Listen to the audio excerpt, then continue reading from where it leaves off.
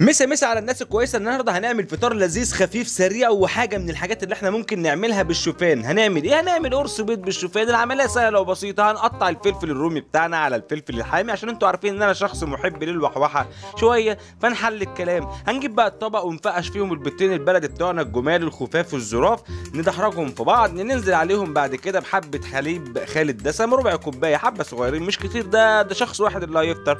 ننزل عليهم بقى بالملح، وبعدها بفلفل اسود الطبيعي بتاعنا عادي مفيش اي مشكله.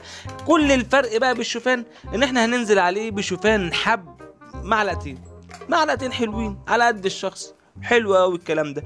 نقلبهم كلهم في بعض، وهنحط عليهم الفلفل الاخضر، وبعد كده هنحضر الطاسه بتاعتنا. وناس كتير نصحونا يا احمد زيت الزيتون. والله يا جماعه انا بحب زيت الزيتون، لكن زيت الزيتون انا ما بحبوش على النار، ولكن ارضاء لكم وليا والناس ما تزعلش مني، هنستخدم المره دي زيت الزيتون.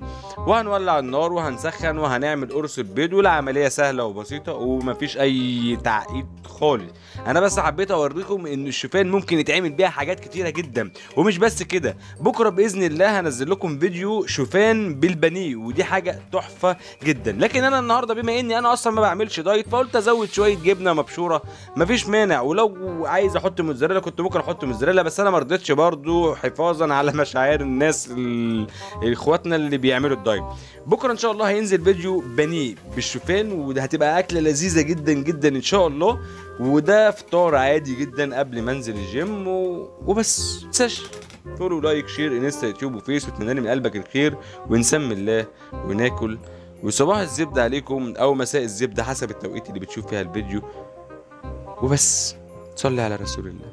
سلام عليكم.